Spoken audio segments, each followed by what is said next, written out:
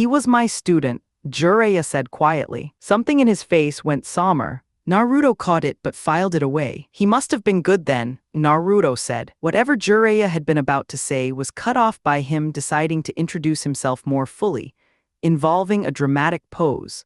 A declaration about being the Toad Sage of Mount Myaboku, a connoisseur of women, and an inspiration to children everywhere. Naruto, Anko, and Yugao all regarded him with the specific expression of people who have already made a judgment call. When Jiraiya attempted to kiss their hands, he found a sword at his lips, a kunai at his cheek, and Naruto's Ryatsu settling on the room like wet stone. "Don't touch my girls," Naruto said. The weight dropped another fraction. Ever? Jiraiya backed up rapidly, processed several things at once, and began crying exaggerated tears about luck and unfairness. He was still thinking about the Ryatsu. Whatever that pressure was, he had never felt anything like it.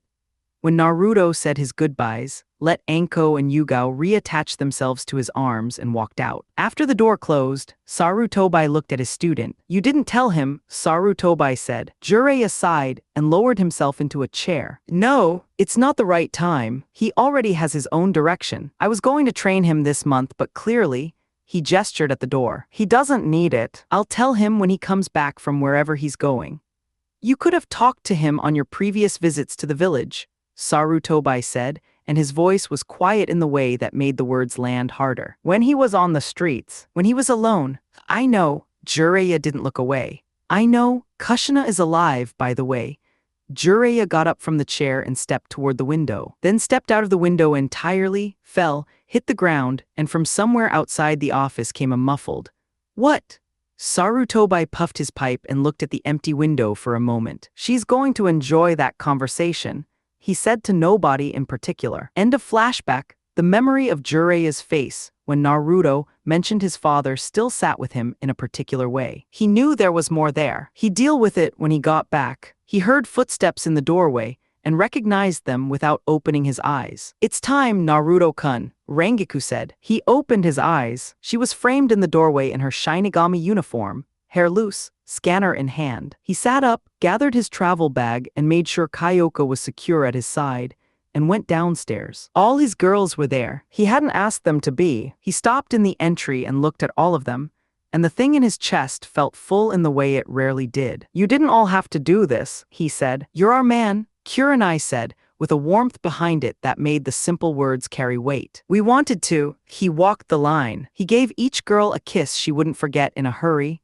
Deliberate, unhurried, the kind that acknowledges what a person is to you without requiring words. One by one they surfaced from it with the miniature days he'd come to recognize and treasure. Kin was near the end. She'd changed in the days since the exams. The loyalty she felt was something she wore differently now, outward and confident instead of inward and fearful. When he asked her once what had changed, she told him in a voice that didn't shake that in Aragakure, women were treated as replaceable. She had not been treated that way since the moment he'd stepped between her and her teammates in the forest of death. She owed him her life, she said. He'd told her she owed him nothing.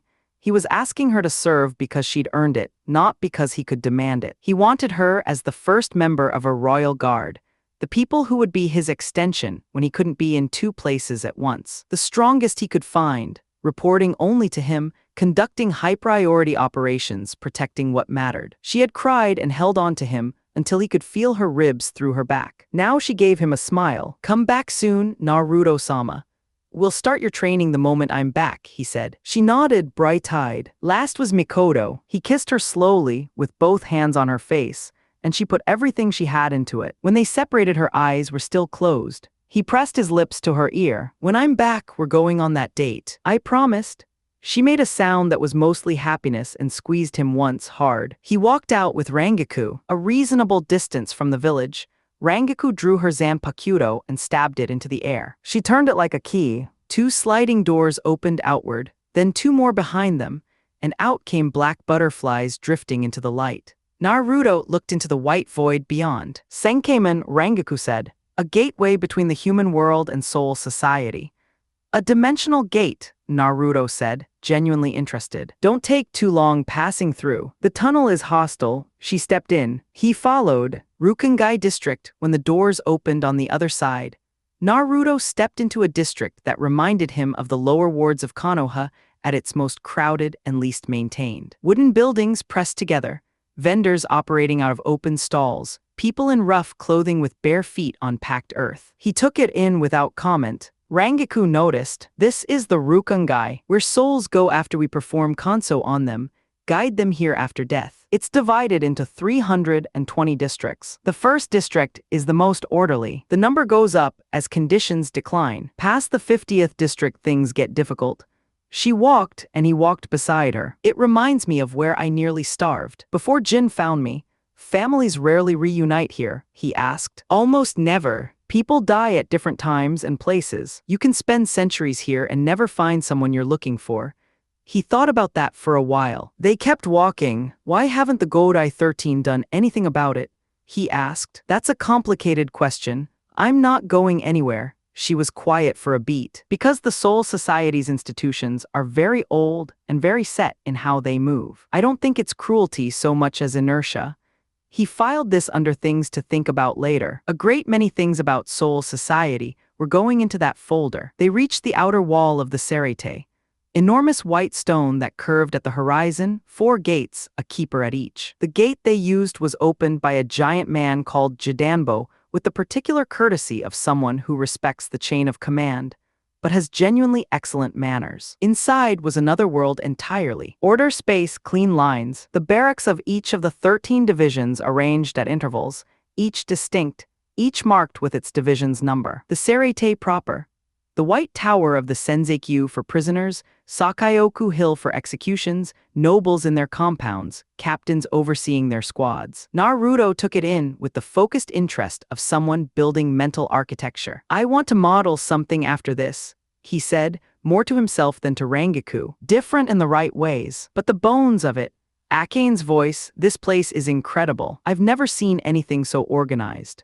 Kyoka, quieter, "It has been some time since I was here. Nothing seems to have changed." He thought that part over but said nothing yet. The captain's meeting was called before he'd had time to change. Toshiro Hitsugaya met them at the edge of the second district. White-haired, a little short, eyes that were older than his apparent age and didn't miss much. Beside him was Jin Ikamaru, silver-haired, eyes perpetually narrowed to slits, smiling in the way that meant nothing and meant everything simultaneously. "Emergency meeting," Toshiro said. "The head captain felt your Ryatsu the moment you crossed in. You'll be escorted directly." Jin looked at Naruto with unhurried attention. My, you certainly do look the part." Naruto said nothing. Rangaku's hand briefly brushed his arm in a way that read as, "Don't engage with the smiling one on your first day." He accepted this guidance. They walked. At the 1st Division barracks, Toshiro told Rangaku to go file her mission report. Rangaku looked at Naruto, leaned up on her toes, kissed his cheek, and whispered, "Find me when you're done," against his ear before she shunpoed away. Toshiro and Jin both processed this in their respective fashions. Toshiro with the expression of someone filing an observation for later review, and Jin with the expression of someone already writing the follow-up question. "She seems quite taken with you," Jin said. "She's a remarkable woman," Naruto said simply. "And what are your intentions toward a remarkable woman like her?" The tone was light, the question wasn't. "Good ones," Naruto said. Jin's eyes opened just a fraction. He studied Naruto the rest of the walk, with the particular attention of someone who has decided a person is worth understanding. Captain's Assembly Hall, 13 people, 13 Haori. Naruto walked in and read the room with the trained patience of someone who spent 4 years learning to assess situations before acting on them. The head captain, Jendusai Shichikuni Yamamoto, old in a way that suggested thousands of years rather than hundreds, scars on every visible surface, eyes behind half-lidded slits that missed nothing. Even from across the room, the feeling of his spiritual pressure was like standing at the edge of something that went down farther than light could reach. Naruto had met Aizen. He knew what transcendent power felt like as a pressure in the air. This was something else. "Bigger, older. What is your name?" Yamamoto said. "Naruto Namikaze." He looked at the head captain without flinching. "And yours, Jai." The room went very quiet. Several captains exchanged glances. Shunsui Kyoraku, large man with a straw hat and a pink lady's kimono draped over his captain's uniform, bent toward Jashiro Yukitake and said, just barely audible, Well, it seems I have competition for that particular honor. Yamamoto looked at him with eyes that could have been amused or could have been something else entirely. You say this knowing why you were brought here. Rangaku-chan explained. My Ryatsu resembles Aizen-sensei's. My sword is Kyoka Suijutsu, and you confirm this. Aizen-sensei merged with me when I was 8 years old. I was trained in the Shinigami arts. His sword spirit recognized me as a compatible wielder. The Hagioku is in my body. He held Yamamoto's gaze. I'm not here to negotiate terms. I'm here because Rangaku-chan told me the Soul Society deserves an explanation. Yamamoto said, "Are you aware of what Sasuke Aizen did to this place?" He told me himself. In detail, he was, at the end of his life, genuinely regretful. Kamamura, the wolf-featured man, largest in the room, Squad 7, slammed one fist against his thigh. That traitor will never be a good person. He is nothing but a criminal who should have been executed. That you defend him. Naruto raised his Ryatsu. It rose like a tide coming in, purple and visible, and the room's ambient air pressure changed in a way that was not metaphorical. Several of the captains flexed their own Ryatsu to compensate. Most found it heavier going than they'd expected. The only one who seemed to find it actively enjoyable was Kenpachi Zaraki, who grinned. Naruto looked at Kamamura steadily. I understand the grief behind what you just said, he said. Aizen-sensei's actions hurt people you cared about. That's real, and I don't dismiss it. But you will not speak of him with contempt in my presence. Whatever he did before he found me, he was also the person who pulled an 8-year-old off the ground and gave him a reason to get back up. He let the pressure drop. I ask only that. Respect the grief on both sides. Silence. Kamamura's jaw was tight, but he said nothing further. Anohana Ritsu, Squad 4, soft-spoken, with long hair and an expression of composed warmth, was the one who asked gently to hear more. Naruto told them, the village, the beatings, the forest, the man who appeared and became the closest thing to a father he'd ever had. He said it plainly, without performance. Several captains looked at their feet when he was done. I am sorry, Yamamoto said, and his voice was quiet. You must be strong in will to have survived it. He paused. That said, we cannot simply allow you to walk free with power that could threaten 2 worlds, not on the strength of a sad history alone. Then let me prove it a different way, Naruto said. Let me fight every captain here. Free for all. If I win, you let me walk freely. If I lose, you do with me as you judge appropriate. The silence that followed this had several different textures to it. You're serious, Toshiro said. I don't make propositions I'm not serious about. Kenpachi's grin had gotten very large. I accept, Yamamoto said, before the debate could start. Tomorrow, 1st Division training ground. Be there? Squad 10 Barracks Rangaku was in the middle of not doing her paperwork when Naruto appeared at the door with Toshiro beside him and Jin, notably absent.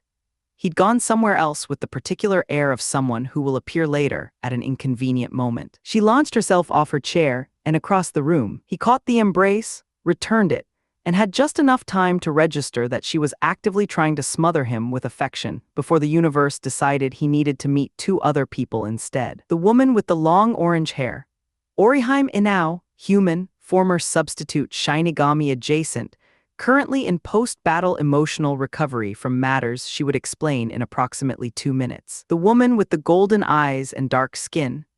Yoruichi Shihoin, in a purple ponytail, watching him with the specific interest of someone who has already made several assessments and is running them against new data. Naruto Namikaze, he said, and took both of their hands in a brief, deliberate gesture. Not showy, just present. Orihime blushed immediately. Yoruichi raised an eyebrow and studied his face, and something in her expression shifted towards something he might call curious if he were being conservative about it. Goddess of Flash, he said to her, Aizen-sensei mentioned you when he was teaching me Shunpo. She was briefly surprised. Then she smirked. Hopefully good things. He said you were probably the most technically complete Shunpo practitioner he'd ever observed. He said probably because he didn't want to admit a definitive 2nd place. She laughed, and it was a real one. Now I like you.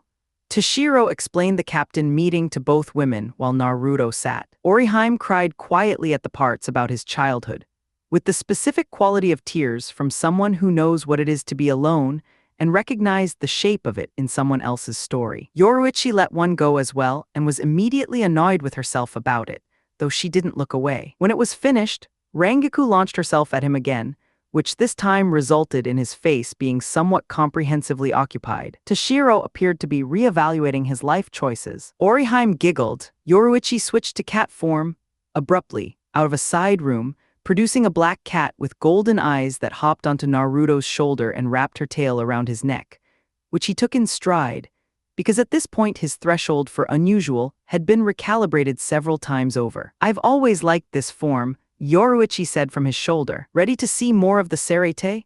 Rangaku-chan promised a tour. "Well, now you have 2 guides." Rangaku latched onto his arm and began moving. Oriheim fell into step beside him. Yoruichi remained on his shoulder. The tour took most of the day and covered 11 of the 13 divisions. Soifon glared. Jin was disarming in the way that required constant attention. Anohana offered tea and conversation with an ease that didn't quite cover the sharpness underneath. She was reading him the entire time, and he knew it, and they both found the arrangement acceptable. Shinji Hirako was wry and immediately personable. Momo Hinamori, upon seeing his face, drew her sword on instinct and brought it down fast. He caught the blade barehanded. She looked at him. He looked at her. He bowed. "I apologize for the actions of my late sensei," he said. "I can see how deeply he affected you. I'm sorry I look like him. You deserved better than what he did." She crumpled. He held her until she could breathe again, which was longer than he'd expected, and no amount of time too long. Kenpachi tried to start a fight approximately 3 times, and Naruto deflected all 3 by simply telling him tomorrow would come. "You better be worth it," Kenpachi said. "I think you'll find it satisfying," Naruto said. By evening, they were back at the Squad 10 barracks. Naruto sat on the couch. Toshiro did his paperwork. Rangaku, in a development that surprised her slightly less than it should have, began doing hers. Toshiro stopped and looked at her. He looked at Naruto. He went back to his work without saying anything, which Naruto recognized as a kind of quiet approval. Yoruichi called him into the side room to ask him something. The something turned out to be her demonstrating that her transformation back to human form happened without warning and without clothing, which Naruto absorbed with a mild blush and a retreat to the hallway, and which Yoruichi filed as a successful data point with a smile she kept to herself. He kissed Rangaku's cheek before he went asleep. She started smiling in the middle of a sentence and didn't stop for several minutes. He kissed Yoruichi's cheek at her door and said goodnight. "Keep being a good boy," she said. "You might earn a real one of those," and closed the door. He stood there a moment, then went to bed. Sometime after midnight, his door opened. Rangaku padded in with the particular energy of someone who has made a decision and has committed to it. "I couldn't sleep," she said. He moved to make room. She got in, back to him, and scooted until she could feel his warmth against her back. He put his arm over her waist. "You wanted this all along," he said. She laughed softly. "Maybe you feel safe when someone holds you," he said. It wasn't a question. She was quiet for a moment. "I never had that. Someone who made it feel like that." He pulled her a little closer. She settled. Outside, the Soul Society was quiet. "I'm worried about tomorrow," she said. "What if you get hurt? I know what I'm capable of. I'll be careful. Promise." He started kissing her neck slowly. She made a small sound and let her eyes close. He stopped. "Go to sleep, Rangaku-chan," he said against her hair. She exhaled, and the tension went out of her shoulders. "Good night, Naruto-kun," she said. He said it back, and she was asleep in minutes, and he lay awake a little longer listening to the quiet. The next morning, he was dressed and waiting in the training ground when Toshiro came to get him. Rangaku had been a problem in the logistical sense.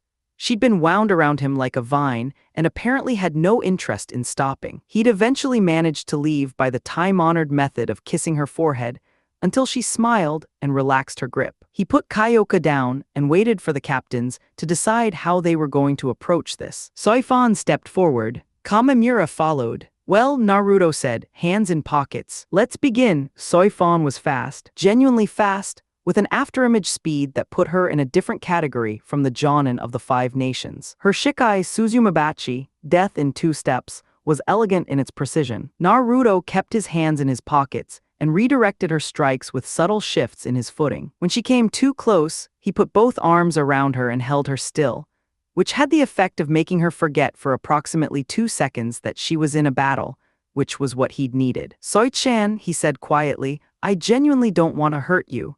She drove an elbow back. He let her go and shunpoed away. Kamimura's Bankai, Kokujo Tenjin Mayo, an enormous armored giant that mirrored his movements, was impressive. Naruto hopped onto the giant's forearm, ran a shallow cut along it, watched Kamamura flinch in exactly the place that confirmed what he'd suspected. The connection was bidirectional. He could press the wound, incapacitate both of them. He didn't. Instead, he used a single show to send the giant staggering, got a blade to Kamamura's throat, and waited. "Surrender, Captain." "All right," Kamamura said. "Lo, why the shallow cuts? You could have ended this faster." Naruto smirked. Two peas aren't always from the same pod. Kamamura looked at him for a moment, then something shifted in his expression. "We'll see." Soifan was still going. He'd underestimated her will to continue, which was its own kind of respect. She managed to close the distance and press her stinger to the butterfly mark on his chest. "Death in 2 steps," she said. "This match is over." Shatter, Kyoka Suijutsu, the figure she'd struck fragmented like glass. She had time to register that she was surrounded by his arms again, that his hands were moving up her sides very deliberately, that his voice in her ear was doing something specific to her composure. "You're trying my patience, Soi-chan," he said. She submitted before she'd consciously decided to, which alarmed her considerably after the fact. He patted her head and shunpoed to the next engagement before she could form an appropriate response. Toshiro's Bankai covered him in iced dragon scales and wings. Jin's Shinso could extend at speeds that were difficult to track. The key to the Shinso was not touching Kyoka's blade.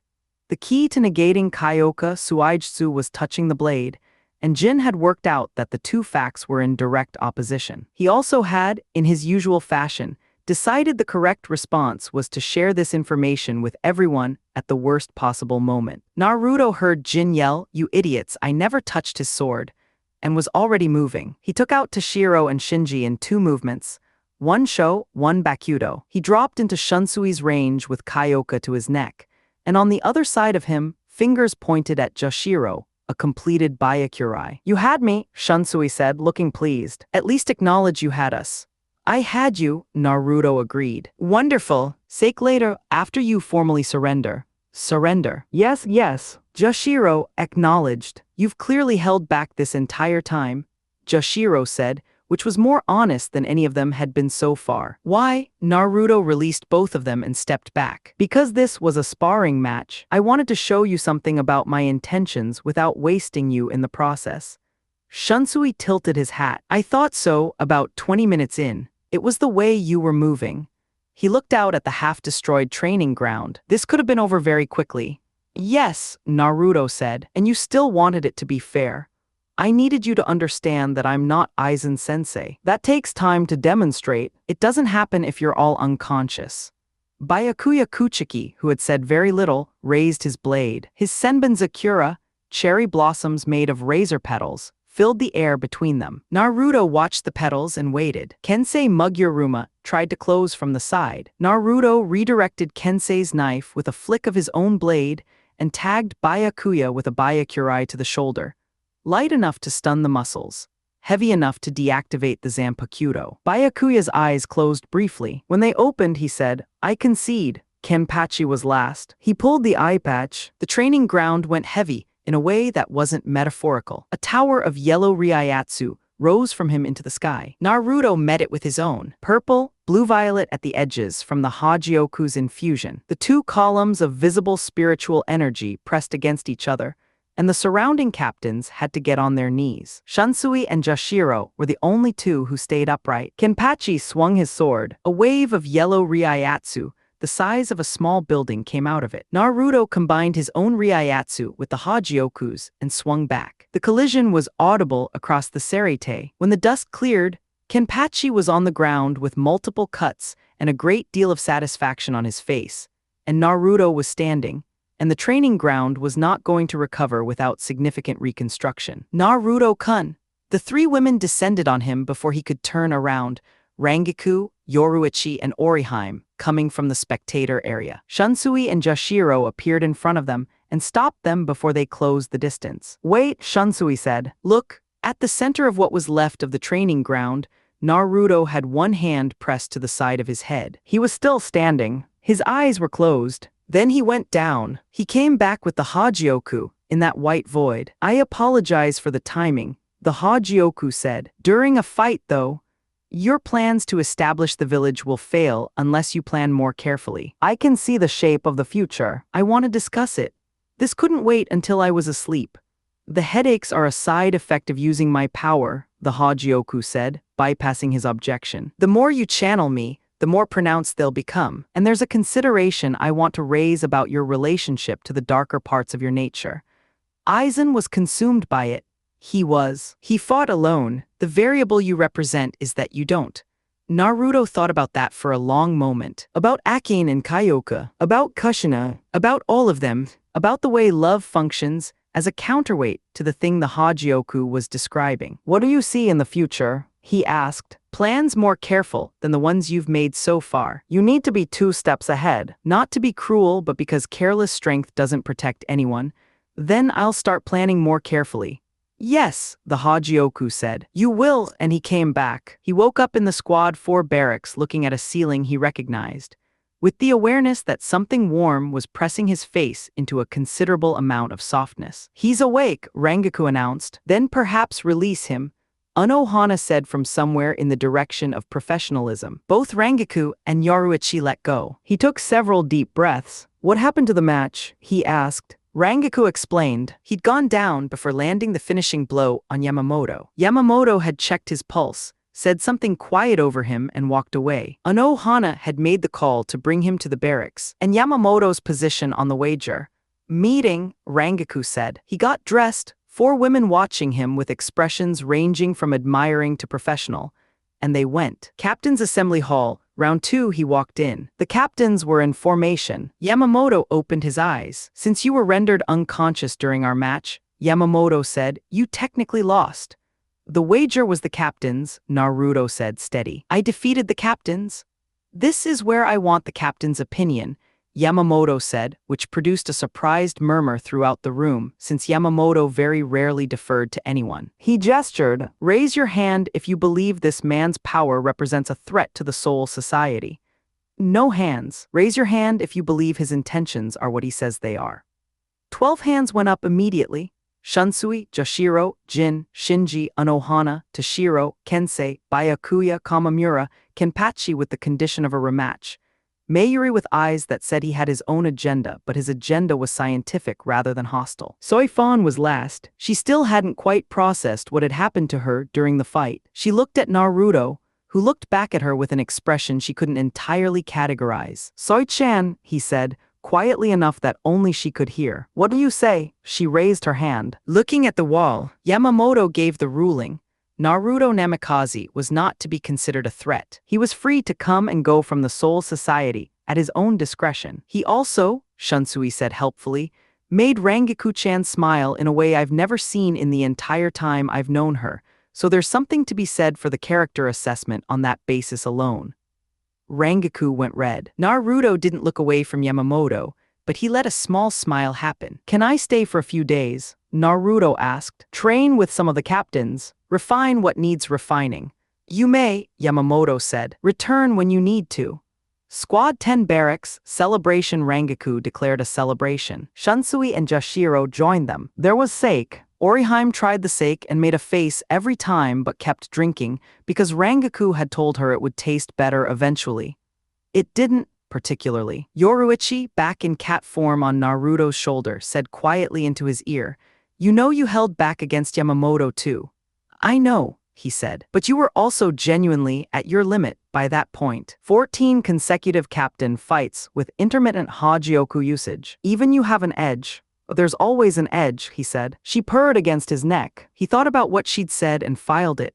The edge was real, and next time he'd know where it was. The days that followed were good ones. He trained Zenjutsu with Kenpachi, which was genuinely educational because Kenpachi's technique was rough in specific ways, and learning to counter rough technique was its own discipline. He worked on Kaido with Yamamoto, who turned out to be a precise and demanding instructor, and expressed what Naruto suspected was satisfaction in a way that was entirely expressionless. And in the evenings, Orihime and Yoruichi were there, and Rangaku was there, and they talked and laughed, and on the 3rd day Naruto introduced them to Akane and Kyoka, which produced the specific reaction of 2 women trying to recalibrate the concept of competition, while simultaneously being too charmed by both of them to commit to jealousy. "Your wives are beautiful," Orihime said to Naruto quietly, while Kyoka was showing Rangaku something from the mindscape and Akane was making Yoruichi laugh. "I know," he said. "Were you scared when you first started to care about that many people?" He thought about it. "The first time I thought about losing any of them, yes. But caring about someone is also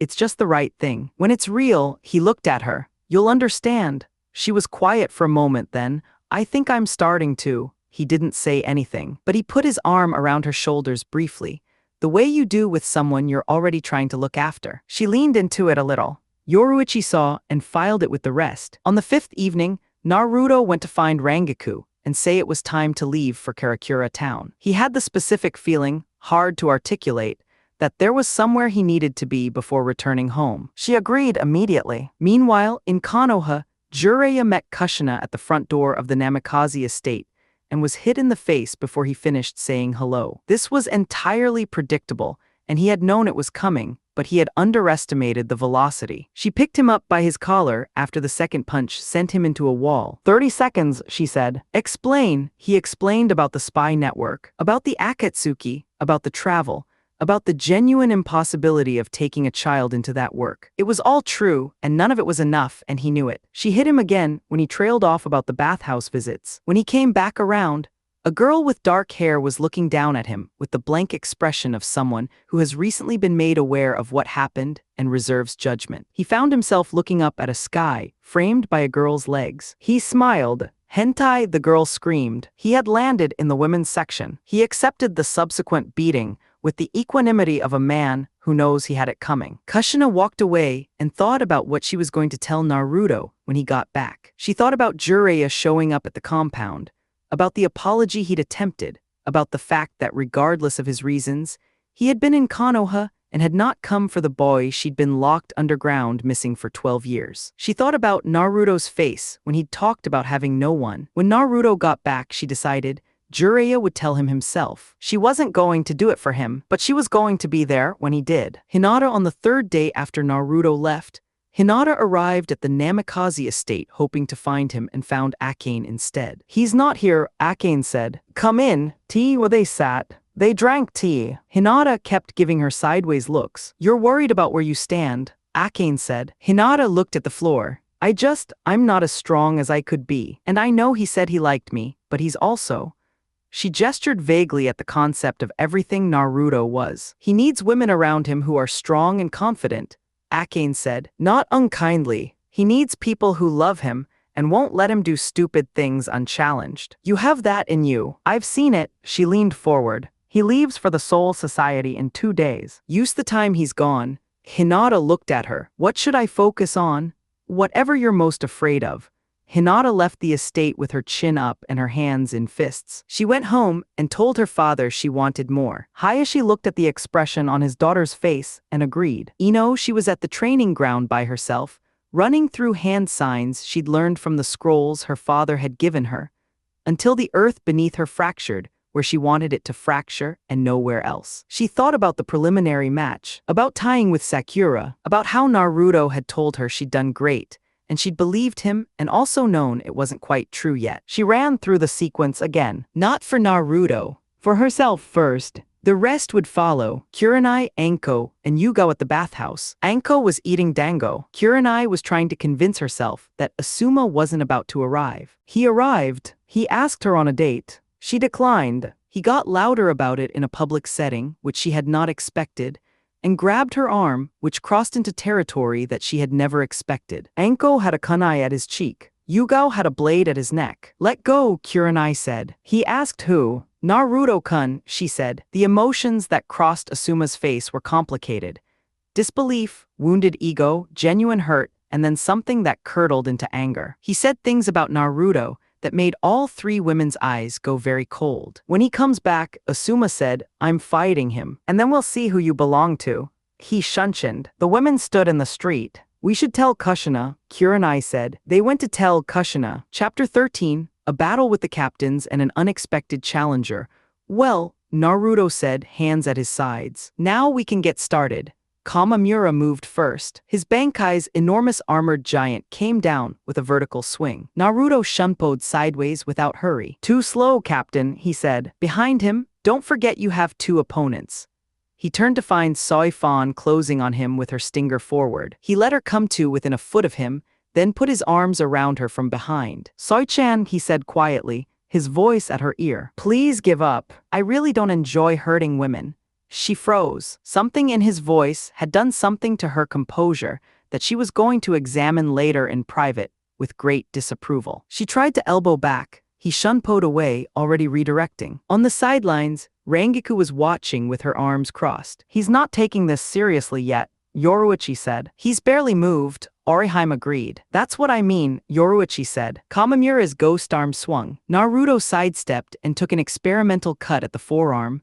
Shallow, deliberate. Felt Kamamura flinch in the corresponding place. Confirmed his theory. He walked onto the giant's other forearm, cut the same spot, and pointed a finger at Kamamura's chest. "Hado no. One show." Kamamura flew backward. Naruto appeared at his neck before he'd fully landed. "Surrender, Captain. You win." Rough. Reluctant. Genuine. He was already gone, reorienting towards Soi Fan's next approach. She landed the stinger on the butterfly mark. 2 strikes, 2 steps, death. Controlled to incapacitate. "This match is over," she said. "Shatter Kyoka Suijutsu." She was holding a shard of glass. He was behind her again. His hands were at her sides, moving slowly upward toward her shoulders. She couldn't think of a response. She could think of other things, all of which were deeply inconvenient. "Do you understand, Soi-chan?"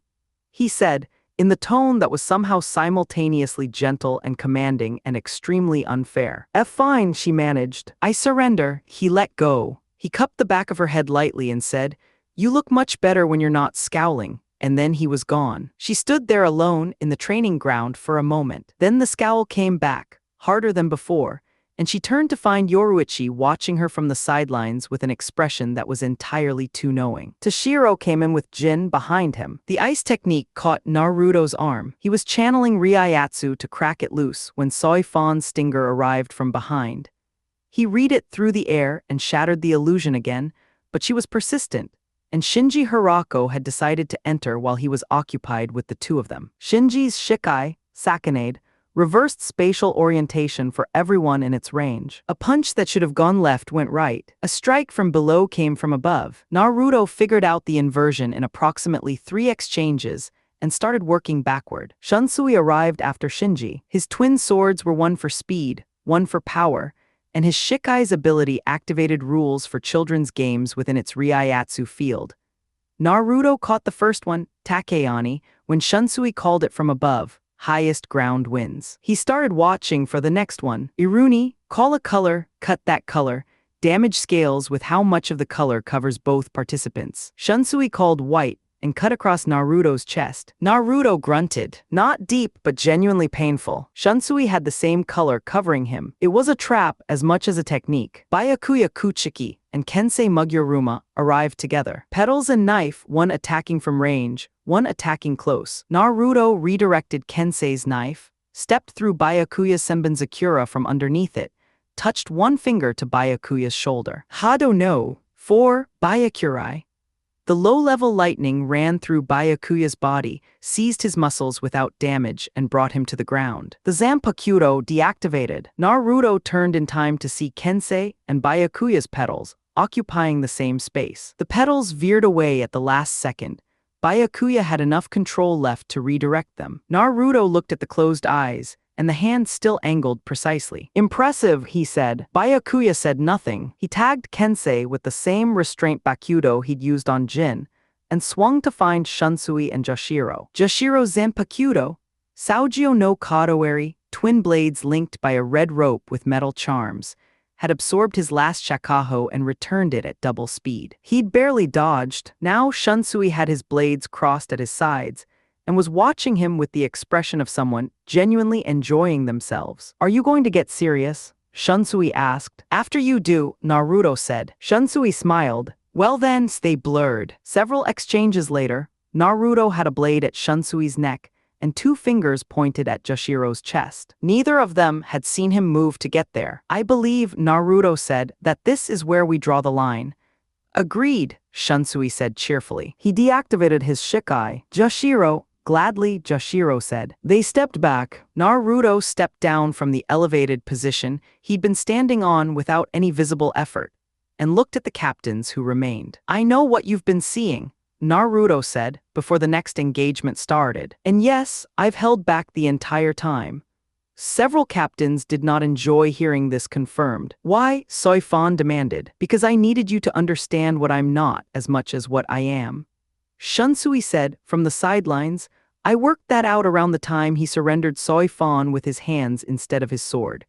Tactful, Joshiro said. Very. Kenpachi stepped forward. He reached up and pulled the eye patch. The energy that came off him was yellow and visible and enormous. It pressed everyone in the surrounding area toward the ground. Most of the captains flexed their own Ryatsu to maintain their footing. Several squad members in the stands weren't able to. Naruto met it. Purple rose, blue violet at the edges. The two columns of spiritual power went into competition, and the air between them made a sound. That's it, Kenpachi said, grinning so wide it looked painful. That's what I wanted to see. Give me everything. He brought his sword down in both hands and swung a wave of Ryatsu the size of a collapsing building. Naruto combined his Ryatsu with the Hagioku and swung. The collision was sound and light and pressure simultaneously. When it resolved, Kenpachi was on the ground, bruised, cut, clothes half destroyed, and Naruto was standing. And then one hand went to the side of his head. And then he went down. Jin, Shunsui said immediately. He never touched the blade. Jin was already moving. When he came back, Yamamoto was the last. He found his match for Shunpo for the first time since Aizen. The old man was faster than he looked, and had been holding back at least as much as Naruto had. They traded strikes for several minutes, Naruto landing 2, Yamamoto landing 1, before Yamamoto removed his Haori and said the release command. Ryujin Jaka, the most powerful fire type Zanpakuto in existence. The flames that poured off it weren't decorative. The heat reached Naruto from where he was standing and pressed against him like a physical weight. He stepped forward anyway, studying it. You're wondering if I can manage it, Naruto said. I'm curious about your limit, Yamamoto said. They began. Yamamoto created a fortress of flame around them.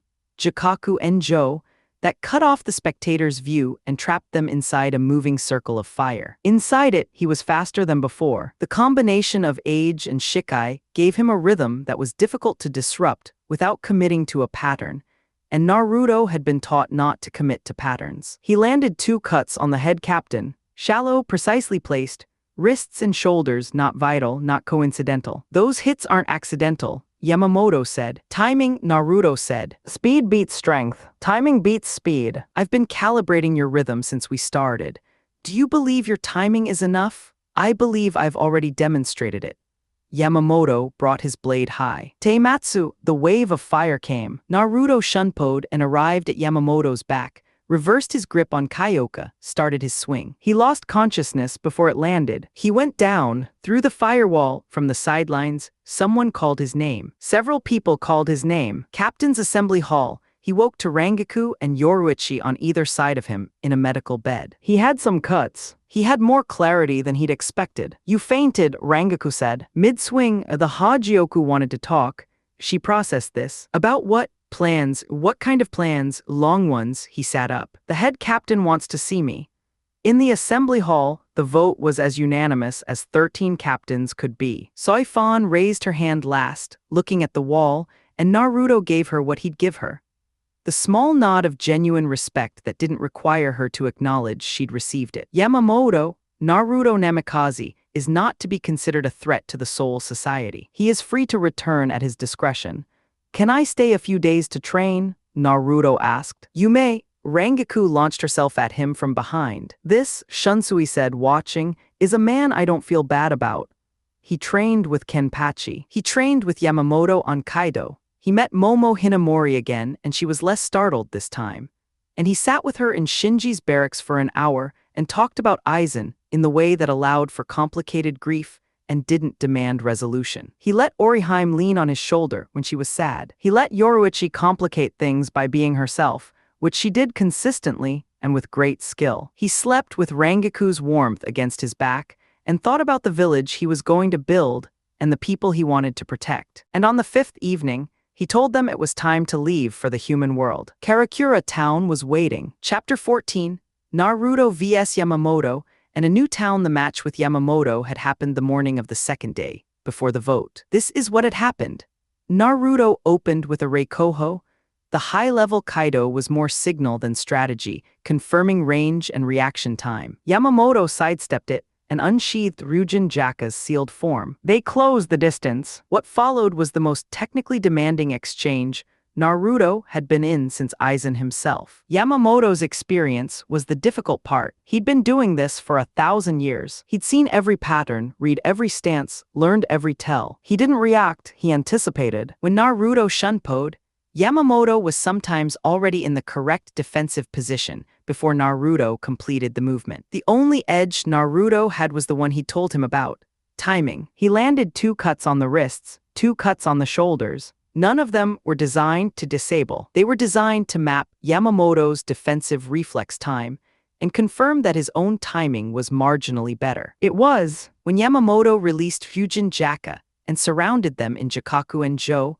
The wall of fire was meant to limit Naruto's room to maneuver. It did some. He compensated by going vertical, fighting in 3 dimensions instead of 2. He cut the head captain a 3rd time, shoulder left side, and the old man laughed. An actual laugh, quiet, and then he said, "I told you attacks don't affect me." "No," Naruto said, "but they have told me everything I need to know." He was already moving. 3 hits in sequence, matching the rhythm I've established. 1 swing. This is what timing looks like. He reversed his grip, got to Yamamoto's back and started the swing, and the Hagioku called him. He went down before he landed the blow. When he came back to the medical bed, to Rangaku and Yoruichi, to Unohana applying something cool and competent to a cut on his arm, he'd already done the accounting.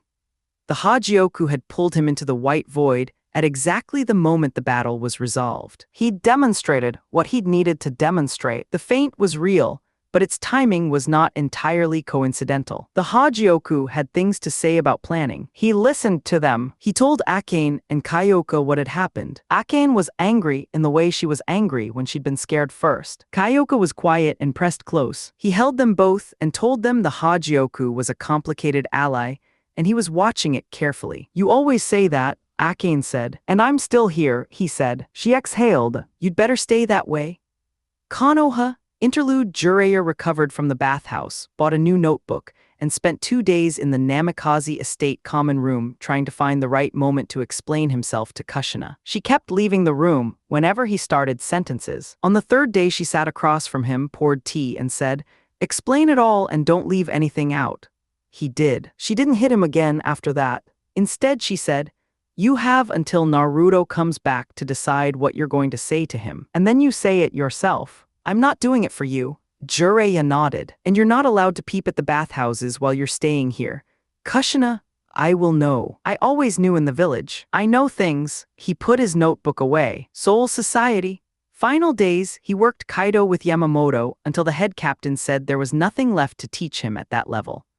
That his techniques were approaching what Yamamoto himself could produce with incantations, and Naruto was doing them without. He worked Zenjutsu with Kenpachi, who didn't have the cleanest form but had something more interesting: an absolute intuitive grasp of distance and commitment. Naruto came out of it with several useful calibrations to his mid-range footwork. He spent time with Orihime. She was easier to be around than he'd expected. There was a warmth to her that wasn't naive, just consistent. She kept being genuinely kind to everyone she encountered, including Momo when they ran into her in the 4th Division barracks, including Jinta when she visited the shop later, including Yoruichi when Yoruichi was being difficult. One evening, sitting outside with Orihime's head on his shoulder and a cup of sake going warm in his hand, Naruto said, "You're going to be all right." She was quiet for a moment. "I know. I think I'm starting to believe it." "There's a difference," he said. "Yes," she settled a little more. "You're doing it again." "Doing what?" "Noticing things. And saying exactly what someone needs to hear."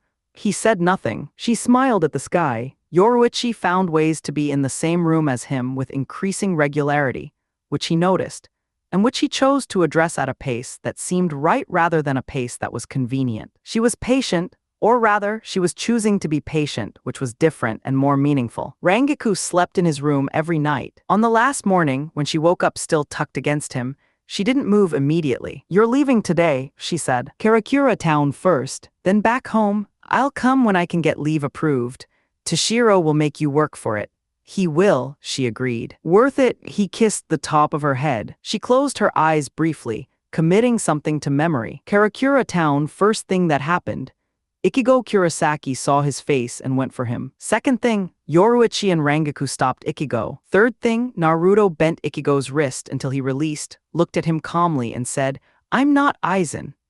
Ichigo's friends, Oriheim's friends, were more measured. Chad Yasutora had the quiet decency of a person who understands strength. Aryu Ishida had the analytical precision of someone who is gathering information before committing to a position. Tatsuki Arasawa, who had known Oriheim longest, punched at him immediately and was surprised to find her fist stopped by 2 fingers with no visible effort. "Not a threat," Naruto said. "I can tell. You're protective." She glared at him. "If you hurt Oriheim." "I know," he said. "I won't." He meant it, and she could tell he meant it, which didn't make her like him yet, but moved her one step in that direction. Urahara's shop, Kisuke Urahara, was exactly as interesting as Aizen had suggested. Naruto shook his hand, felt the precise moment Kisuke registered the Ryatsu and the Zanpakuto, and started recalibrating everything he thought he knew, and watched him make the decision to ask questions before drawing conclusions. He explained the situation in full. Kisuke listened with the particular absorption of someone storing everything in multiple redundant locations. "You said the Hagioku spoke to you," Kisuke said, "as its own entity." "Yes, singular. Consistent voice, not fragmented or contradictory. Very much so." Kisuke pressed his fan to his face. "I invented it. I sealed it. I thought I understood it. It turns out I had no idea what was living inside it." He looked at Naruto. "Will you spar with me?" They went below into the underground training space. Kisuke's Beniheim was elegant, a blade that could fire energy in wide arc bursts with a single release command. Naruto cut the burst in half with the clean economy of someone who has spent time against Yamamoto and recalibrated accordingly. Kisuke blinked. "You actually are better than you look," Kisuke said. "I look very capable," Naruto said. "Yes, but you fight as though you've been at war." "I have been." The spar lasted 6 exchanges. It ended when Naruto appeared behind Kisuke at a speed that registered as conceptually similar to not moving and pressed Kyoka to his neck. "I believe," Naruto said, "that this is where we draw the line." Kisuke laughed. "On balance, you're about as much like Aizen as a tiger is like a cat. Related, different, I'll accept that." Later, Yoruichi watched them talk and thought about the quality of the attention Naruto paid to every person he was with, the way he was fully present for each one, not distracted by the next conversation or the previous one. She thought about the word she kept reaching for and kept setting down because it was too early, and she knew better than to be careless with words like that. She found Rangaku. "He makes you happy," Yoruichi said. "It wasn't a question." "Genuinely," Rangaku said. "And the other girls. In his world, from what I understand, they're something like us." "Good. He chose them for reasons." Yoruichi looked at where Naruto was talking with Kisuke, and then at Oriheim beside him, laughing at something Kisuke had said. "I'd like to go to his world," she said. "I was going to ask Toshiro tomorrow," Rangaku said. "You could come." "I could," Yoruichi said. "We'll see." The training with Yoruichi was what she promised.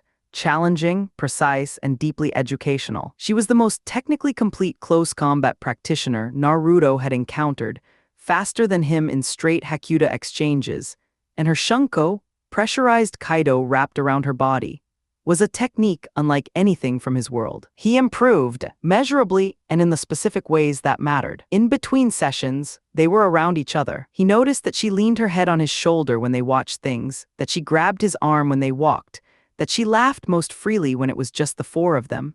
Her, Rangaku, Oriheim, him. She was someone who let very few people be comfortable around her. She was being comfortable around him, and she knew he had noticed. One session ended with her on top of him after a takedown attempt, their faces very close. She'd started to close the distance, and then Rangaku's throat clearing had happened. Yoruichi got off him, straightened up, and gave Rangaku a look. Rangaku gave back a perfectly innocent expression. "Your technique is improving," Yoruichi said to Naruto. "Thank you," he said. "You're an excellent teacher." She kissed his cheek at her door that night, close enough to the corner of his mouth that it wasn't quite one thing or the other. He smirked. She told him to keep being good. He went to bed thinking that the full version of whatever this was would happen in its own time. Rangiku appeared in his doorway, approximately 40 minutes later. "I couldn't sleep," she said. He moved to make room. They lay together in the dark, and what they'd started before Tia's arrival finally had a quiet enough room to finish. In the morning, Rangiku had a particular quality of light about her. Everyone in the shop noticed and declined to comment except Kisuk, who commented, and Jinta, who was removed from the room before he could finish his sentence. Naruto arrived for breakfast, kissed Rangiku's cheek, and sat down. "So," he said to the table, "I need to go home." Oriheim said, "I want to come with you." He looked at her. She held his gaze with the specific resolve of someone who has been talked out of things before, and is choosing not to be this time. "My world is dangerous," he said. "I know. I want to see it anyway, and I want to learn the sword. And Kaido," she looked at him steadily, "you said you'd teach me." He thought about it. "Then, 2 conditions. You learn to use a sword. You learn basic Kaido. I teach both." She agreed immediately. He crossed to Rangiku and kissed her properly, with both hands on her face, unhurried, the full weight of it. She held on to his coat. When he pulled back, her eyes were still closed. "Come see me soon," he said. "I will," she said. "I promise." He kissed her forehead. He crossed to Yoruichi. "You'll visit," he said. "Of course," she said. And then she kissed him, which she decided to do, and which surprised him for about a half second before he kissed her back. And then she smiled against his mouth and stepped away and gave him the saucy look of someone who has successfully made a point. He kissed her forehead too. She flushed slightly at that, the small gesture, gentler than the kiss, which was somehow the more intimate one, and looked somewhere else briefly. Kisuk shook his hand. Naruto thanked him for the hospitality and the training ground and the conversation, and meant all of it. And then Tia Harable, who had spent the days since the fight becoming slowly more present and occasionally almost smiling, said she wanted to come with him. He looked at her. She looked back steadily. "You said you'd never leave me," she said. "I did say that," he said. He drew Kyoka and stabbed her point into the air and turned her like a key. 2 sliding doors appeared. Tia watched with her arms at her sides, and her expression carefully neutral, and something in her eyes that was not neutral at all. Naruto looked back once. Rangiku had her arms wrapped around herself, watching. Yoruichi had her hands in her pockets. Oriheim was waving. He stepped through. Chapter 15. New people, and training with Yoruichi, they came out of the Senkamen above Karakura town and stepped down to a street behind a building. The town spread out around them. Schools, shops, apartment blocks, a kind of density and modernity that Naruto hadn't seen before. Oriheim was pointing things out before they'd fully landed.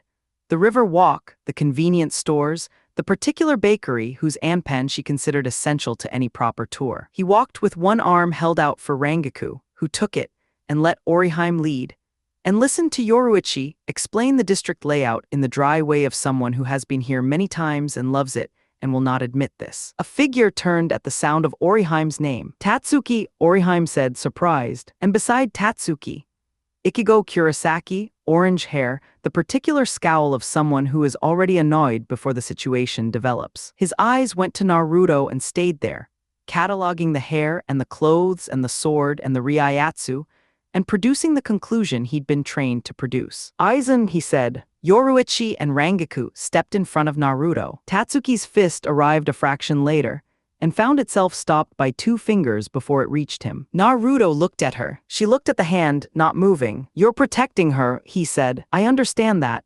"Who are you?" she said. "Naruto Namikaze." He released her hand. "I'm not Aizen. I know what it looks like." Ichigo had grabbed Naruto's wrist by the time Rangiku and Yoruichi restrained him. After some explanation, Ichigo released him. After more explanation, Ichigo remained standing there with the specific expression of someone who is incorporating new information into a worldview that was not built to accommodate it. Soul Society cleared him, Rangiku said. "He was there," Ichigo said. He challenged all 13 captains to a free-for-all and won, including Kenpachi, including the head captain, more or less. Ichigo looked at Naruto. Naruto looked back. "If you ever do what you did to Oriheim again," Naruto said, not unkindly, "you'll deal with me about it." He let a fraction of his Ryatsu out. Ichigo and Tatsuki both went to one knee. Then he let it go. "Come on, Oriheim-chan," he said. "Let's go." Oriheim took his arm and they walked. He heard Tatsuki helping Ichigo up and explaining, in a tone that suggested she was going to take his side, but recognized she had work to do getting him there. At Urahara's shop, Kisuke Urahara turned out to be precisely the kind of person Naruto had expected from Aizen's description.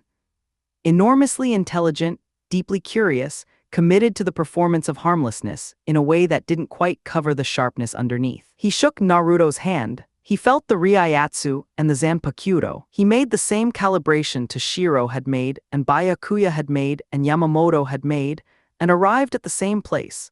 Interesting rather than threatening. "You know," Kisuke said, "you're the only person who's ever confirmed my hypothesis that the Hagioku had its own voice. You never talked to it. I sealed it away and tried to forget I'd made it." Kisuke looked at him. "I'm beginning to think that was short-sighted." "You made something extraordinary," Naruto said. "Whether you meant to or not." "Yes, well," Kisuke fanned himself. "Extraordinary things have a way of getting out of sealed containers." They sparred. Naruto moved at approximately half his current capacity and still ended it in 6 exchanges, which seemed to be what Kisuke had needed to understand where they stood. After that, the conversation opened up properly. Kisuke explained Hollows, Minos, Ejuches, Vasto Lords, Arankar, Espada. He explained the Hagioku's probable mechanism for Aizen's corruption.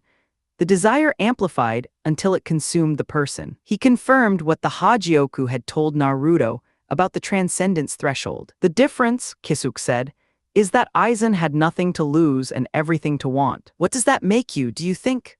Naruto looked at Rangaku and Oriheim on a rock nearby, watching the training ground. He thought about Akane and Kyoka, about all the girls at the compound in Konoha. "Someone who has a great deal to protect," he said, "which gives the wanting a different shape." Kisuke looked at him for a long moment. "Yes," he said, "I believe it does." The training with Yoruichi began the following morning. She was as advertised, faster than him in straight speed, more refined in combination technique. Her ability to chain movements together without telegraph had taken years to develop and was not something he was going to replicate in weeks. What he could do was close the gap in several measurable ways. His reflexes were already exceptional. She taught him to fire them from better positions. His strength was already well above hers.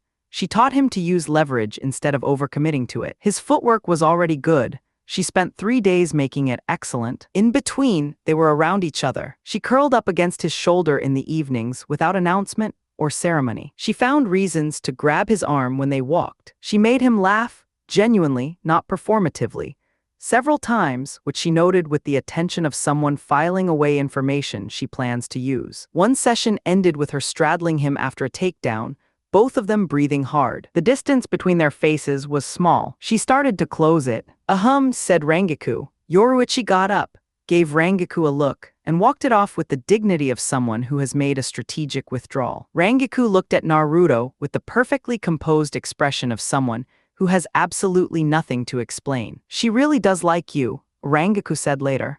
"I know," he said. "She's taking her time. She's careful," he said. "That's worth respecting." Rangaku leaned against him. "You're very patient with certain things," he said. She laughed. The night before he left, he found Oriheim sitting by herself in the training room after everyone else had gone up. She was looking at the painted sky on the ceiling. "Thinking about something," he said. "I was thinking about what it would be like," she said, "to visit your world, to actually see it. What made you decide to come?" "Several things," she looked at him. "I trust you. That's the simplest one." He sat down next to her. "When things were bad," she said slowly, "with Ichigo and with just feeling like I was always at the edge of something, you said it was going to be okay. You said it in a way that made me believe it." She paused. "Not because you were pretending to be sure, but because you actually were." "I was," he said. "I am." How? He thought about it. "Because I've seen what people are capable of when they stop being afraid to choose what they want. You're capable of a great deal, Oriheim-chan, more than you've used yet." She looked at the ceiling for a moment. Then she pressed her face into his shoulder. "Thank you," she said. He put his arm around her and let her sit there as long as she needed to. The conversation with Tia had been the night after the fight. She was sitting at the window of the room Tessai had given her, knees to her chest, looking at the town below. He came in and sat on the edge of the bed near her. She looked at him without hostility, more curious than anything. He let her explain in her own time. Aizen's abandonment, the Phyrexian who had died, the absence of purpose afterward, the anger that had followed her energy signature here, because it had to go somewhere. He listened. I said I'd be your ally, he said when she was done. I meant it. My village is going to be a place where people who have nowhere else to belong can belong. That includes you. She looked at him for a long time. Why would you do that? She said. Because you're strong and you're honest and you have no reason to hide what you are, he said. And because you were fighting for the people you cared about, even at the end. That's something I understand. She looked out the window. I have nothing left here, she said. You'd have something there. It took her several seconds. Then she nodded, very slightly. He kissed her forehead before he left. She blinked. A small pink that had no business being on a former espada moved across her cheeks. After he was gone, she lay down and pulled the blanket up and thought about the word purpose, and the word ally, and the word friend. She was asleep within minutes. Chapter 16. The Mysterious Figure. On a beach trip, the figure arrived at night above Karakura town, walking toward a familiar Ryatsu signature. I finally found you, Tia Harable said. Aizen, and you will die by my hands. She reached the source and stopped. 5 people with significant spiritual pressure stood between her and the building, none of them where she'd expected them to be. The one in the center watched her with an even expression. She looked at his face and felt the collision of recognition and wrongness. The right features, but the Ryatsu underneath them was different. More, Kisuke stepped forward. In a rain car at this hour. What brings you here? She pointed at Naruto. Kisuke stepped aside. Naruto moved to the front. He raised his Ryatsu slightly. Hers pushed back. Both of them understood immediately that the exchange was informational. She was calibrating his ceiling, and he was letting her, because knowing where a person's estimate of you lands is useful. You're stronger than him, she said. Her voice was flat, not afraid. Can I have a name for the beautiful woman who's come to fight me? He said. Something in her expression moved. No one had called her that in front of her sword. Tia Harable, she said. You've merged with him. You might as well be him. That's not quite accurate, Naruto said. But I understand why you'd see it that way. She snidoed. The fight had the quality of the first real test of the month. Not the Soul Society, where it had been structured and collective, but 2 people moving in an open space with genuine intent behind it. Tia was fast in the way that Espada are fast, not Shunpo, but Sonido, which was comparable in speed and slightly different in the feeling of impact. Her Ola Azul was a wide-arc energy technique. He cut it with a Byakurai that went through it like a thread through cloth. Her release command was, destroy. The water vortex came up, and then she stepped out of it transformed. Spaulders like shark fins, the hollow bone and mask fragments gone from her face, the sword now a pada with a blade like a shark's tooth. She was genuinely beautiful in the way that strong things are beautiful, and he noted it and set it aside because there was still a fight happening. She tried a zero. He shunpoed clear and said, you haven't answered whether you want to actually fight me or whether you want to do something else. She snidoed at him from 3 directions in succession. He moved through all 3 gaps. Faster, she said. I'm glad you noticed. Don't insult me. I'm not. I'm impressed. She stopped. He stood in front of her. Tia-san, he said. I've been holding back. I want you to know that before this continues. Not because I think you're weak, because I want you to understand what this is. She charged anyway. He let her Torei Dento cut what looked like him, and shattered it, and appeared behind her and brought his blade across her back. Controlled, enough to end it, not enough to do permanent harm. She hit the ground, extended her arms, caught herself. He watched her get back up. Who are you fighting? He said. She looked at him. Her jaw was tight. The tears that came were not weakness. They were 12 years of rage and grief, and the specific exhaustion of having survived something that had no good endings and having had to keep moving afterward anyway. She charged him. He caught her sword with his palm and held it. Then he crouched in front of her and said, tell me what it was. She told him. Aizen had gathered them, given them power, made promises about purpose and power that turned out to be contingent on his own ambitions. At the end, when the battle had turned, he had looked at Tia and said she wasn't as strong as he'd thought and cut her and left her to die. Her Phyrexian had died in the same battle. The 3 companions who'd been with her before any of this started, the ones who had followed her because they chose to, not because they were ordered to. She was saying all of this in a voice that didn't shake. The tears were just there, not performed, Naruto put his hand on her shoulder when she finished. Aizen-sensei was my teacher, he said. I love him for that. I also know he was capable of the things you're describing, and I don't excuse them. He met her eyes. What you lost is real. What he took from you is real. I'm sorry. She lunged at him and held on. He held her back. He rubbed her back in slow circles and said nothing until the crying ran out of fuel. When it did, he felt her go limp and then register that she'd passed out. He carried her back to the shop. Urahara shop, he explained hollow physiology to Kisuke's explanation and let him finish. When the explanation was complete, he had a reasonable working model of what Tia was and what she could do, and he had a clearer sense of why Aizen's army had been what it had been. Tia was healing. Tessai's Kaido was effective and precise. Naruto went to check on her when Tessai said she was likely awake. She was at the window, knees up, looking at the city. How are you? He asked. Better, she said, flat but not hostile, the tone of someone who hasn't had much practice at being asked. He sat on the bed near her and they talked, slowly, in the way two people talk when they're both choosing what to reveal. She told him about Hyuko Mundo. He told her about Uzushiaga Cure. She told him about what the Espada had been before everything went wrong. He told her about Aizen in the Forest of Death. You said you'd never leave me, she said. I meant it. Come with me. Be my ally. Fight for something that matters. She was quiet for a long time. I'd have a purpose, she said. You'd have more than that. She nodded. He kissed her forehead. She looked at the spot he'd kissed, as if it had surprised her. She smiled, very small, at the window after he was gone. Morning Rangiku had a spring in her step, and her own reasoning for it. Kisuke noticed and commented. Jinta overreached and was removed.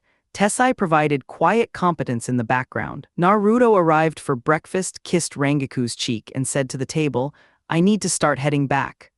Oriheim appeared in the doorway. I want to come with you. He looked at her. She looked back. He set the conditions. She agreed. They were going. He crossed to Rangiku and kissed her in the way that acknowledges a person. She held on to his coat. He said to come see him soon. She promised. He crossed to Yoruichi. She kissed him first this time, and he kissed her back. And when she stepped away, she was flushed in a way she immediately chose to attribute to something else and didn't quite manage to hide, and he didn't point it out. He kissed her forehead. She looked at a wall. Be good, she said, which was not what she'd meant to say. I'll try, he said. Kisuke shook his hand and wished him the kind of luck that probably wasn't luck. Tessai's Gigli was ready for Tia. A new design that let her maintain and use her Arrancar abilities while inhabiting a human body in the physical world. Rangiku's and Yoruichi's Gigli had the same upgrade. They'd be able to follow him when they came. Naruto drew Kyoka and stabbed the air and turned her. The Senkamen opened. He looked back once. Rangiku, arms around herself, watching. Yoruichi, hands in pockets, watching. Oriheim, waving, already moving toward him. He stepped through. Aka-chan, he said, as the doors closed around them. Kyoka-chan, are you both ready? Akane, we've been ready since you started making promises you'd actually keep. Kyoka warmly, come home, Naruto-kun. He was going. End of part 1. Visit my Patreon in the description below to help support me for more stories. Like and subscribe and comment below for what stories you want to see next. Visit my Patreon in the link